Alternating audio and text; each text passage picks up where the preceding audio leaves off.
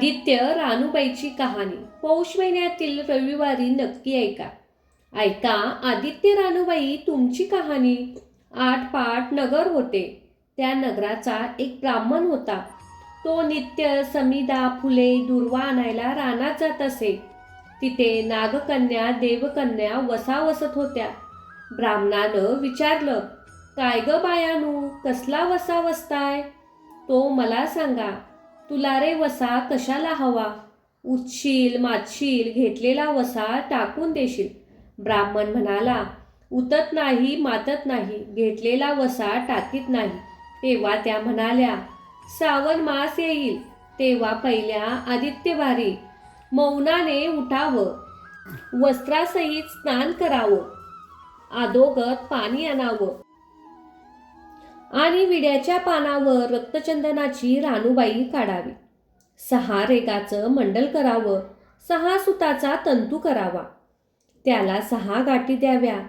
पानं फुलं व्हावं, पूजा करावी. पानाचा विडा, फुलाचा झोला, दशागंधाचा धूप, गुळ खोबऱ्याचा नैवेद्य दाखवावा. 6 मास चाळावे, 6 मास पाळावे. मागी रथसप्तमी संपूर्ण करावं. संपूर्णाला काय करावं? गुळाच्या पोळ्या, बोटव्याची खीर, लोणकढी तूप, मेहुणं जेवू सांगावं. असेल तर चीर चोळी द्यावी, नसेल तर जोड गळसाखरी घ्यावी. तीही नसेल तर 2 पैसे दक्षिणा द्यावी आणि आपल्या वशाचं उद्यापन करावं. असा वसा ब्राह्मणाने केला. त्याला सूर्यनारायण प्रसन्न झाला. भाग्यलक्ष्मी आली. तेव्हा राजाच्या राणीने ब्राह्मणाला बोलावून धाडलं. ब्राह्मण जातेवेळीस भिवू लागला, कापू लागला. तेव्हा राजाच्या राणीनं सांगितलं, भिवू नका, कापू नका. तुमच्या मुली आमच्या इथे द्या. आमच्या मुली गरीबाच्या.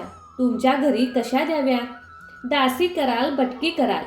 राणी म्हणाली, दासी करत नाही, पटकी करत नाही. राजाची राणी करू, प्रधानाची राणी करू.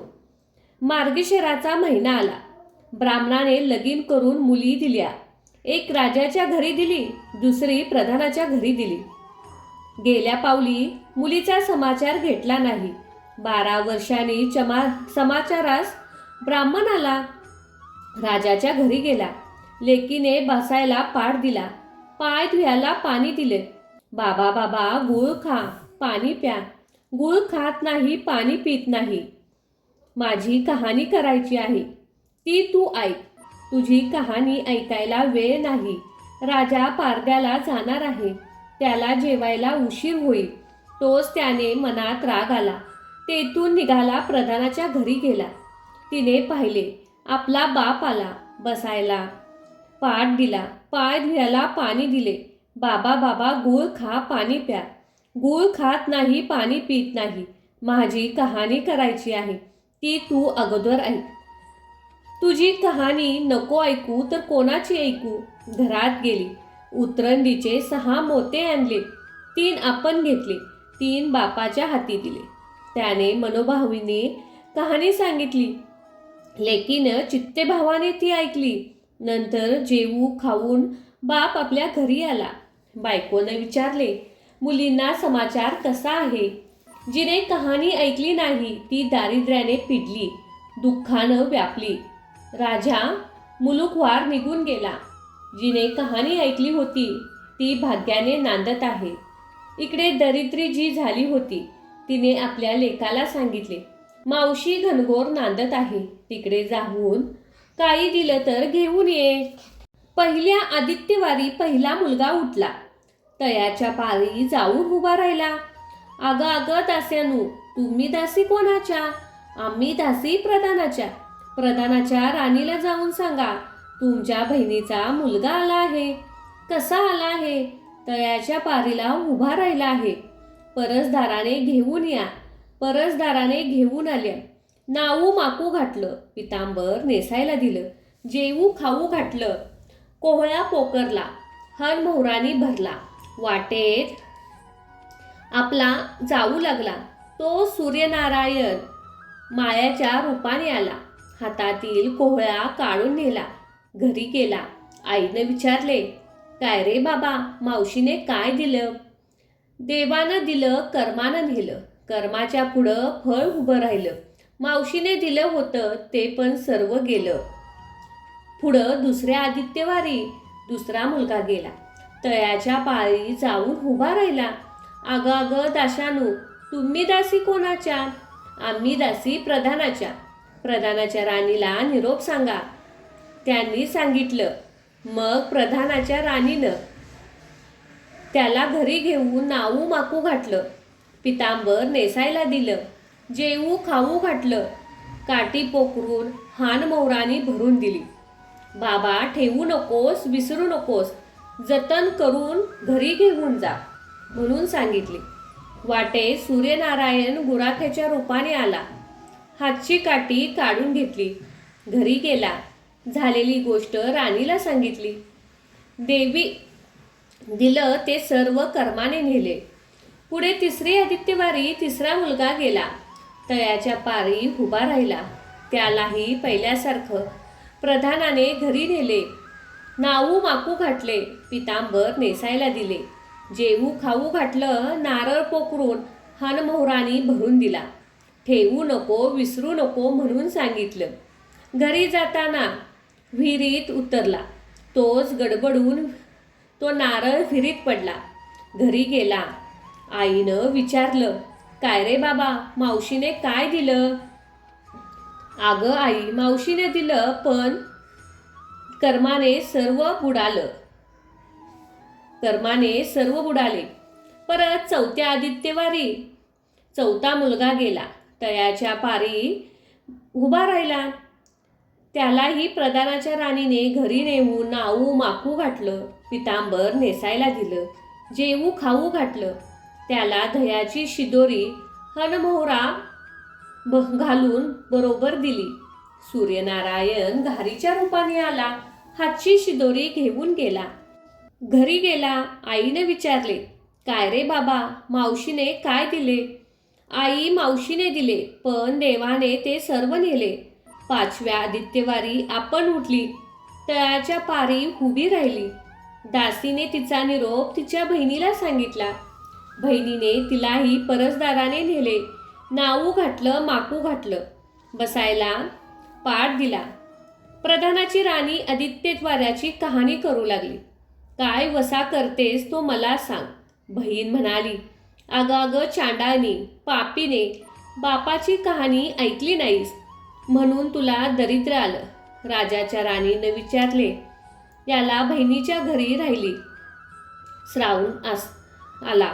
सांगितल्याप्रमाणे सूर्यनारायणची पूजा केली. इकडे राजाचं भाग्य आलं. राजानं बोलवून धाडलं. मावशी मावशी, तुला छत्र आली, चमर आली, पायीक आले, परवर आले. मला रे पापिनीला छत्र कोटले, चामर कुठली, पायीक कुठली, परवर कुठले? बाहेर जाऊन दाराशी बघते तोच राजाचं बोलावणं आलं आहे. राजा आला तशी ती घरी जायला निघाली. एकमेकी बहिणींनी आहेर केला. वाटेने जाऊ लागली.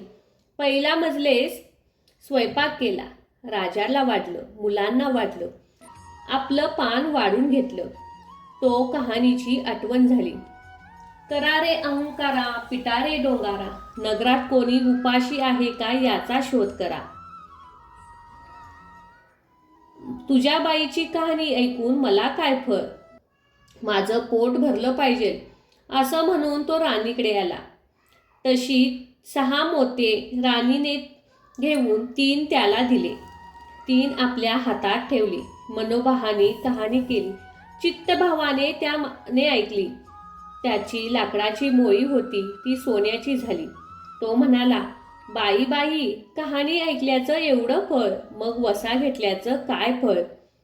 काय वसा आहे तो मला सांगा. तुला रे वसा कशाला हवा? उठशील मातशील, घेतलेला वसा टाकून देशील. उतत नाही मातत नाही, घेतलेला वसा टाकत नाही. तेव्हा वसा सांगितला. पुढं दुसऱ्या मजलेस गेली. स्वयंपाक केला. राजाला वाढलं, मुलांना वाढलं. आपलं पान वाढून घेतलं.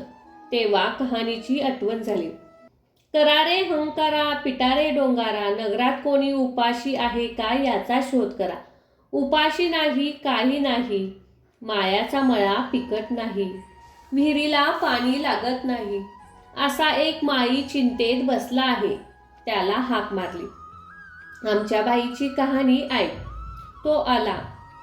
राणीने 6 मोते घेऊन 3 आपण घेतली, 3 मायाला दिली. राणीने कहाणी मनोभावे सांगितली. चित्तभावाने मायाने ऐकली. मायाचा मळा पिकू लागला, विहिरीला पाणी आले. तो म्हणाला, बाई बाई, कहाणी ऐकल्यावर एवढं फळ, मग वसा घेतल्यावर काय फळ? काय वसा असेल तो मला सांगा. मग राणीने त्याला वसा सांगितला. पुढं 3ऱ्या मजलेस गेली. स्वयंपाक केला. राजाला वाढलं, मुलांना वाढलं, आपलं पान वाढून घेतले. तेव्हा कहाणीची आठवण झाली. करा रे अहंकारा, पिटा रे डोंगारा, नगरात कोणी उपाशी आहे का याचा शोध करा. उपाशी नाही काही नाही.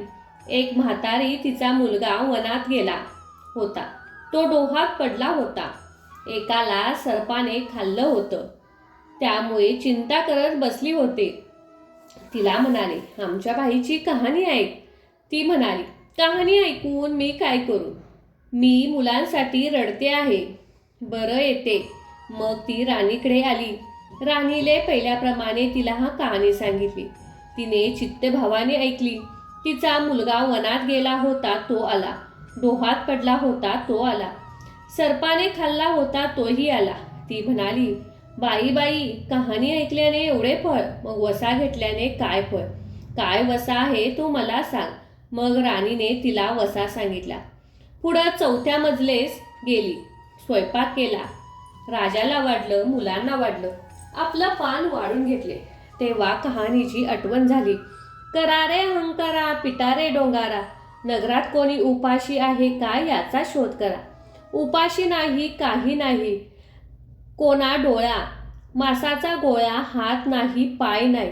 असा एक मनुष्य रस्त्यामध्ये होता. त्याच्या अंगावर तांब्यावर पाणी ओतलं. पालता होता तो उत्ताना केला. 6 मोते त्याच्या हाती, 3 मोते त्याच्या बेंबीवर ठेवले, 3 मोते आपण घेतली. राणी मनोभावे कहाणी सांगितली.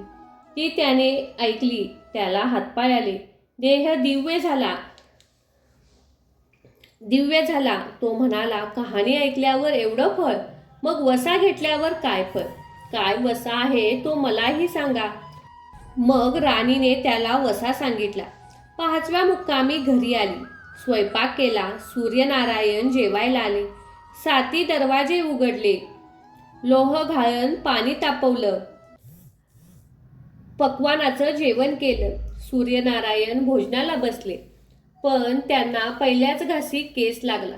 ते म्हणाले, अगं अगं, कोण्या पापिनीचा केस आहे? राजाच्या राणीला 12 वर्ष दारिद्र्य आलं होतं. तिने आदित्यवाळी वळचणीखाली बसून केस विचारले. काळं चवाळ डोईस केस, वळचणीची काडी डाव्या खांद्यावरून वेशीबाहेर टाकून दे. राजाच्या राणीला सूर्यनारायणाचा कोप झाला. तसा कोणालाही होऊ नये. ब्राह्मणाला, मोळी विक्याला, राजाच्या राणीला, मायाला, म्हातारीला, कोणा डोळ्या मासाचा गोळा, इतक्यात जसा सूर्यनारायण प्रसन्न झाला, तसा तुम्हा आम्हाला होऊ. ही 7 उत्तराची कहाणी 5 उत्तरा सुफळ संपूर्ण.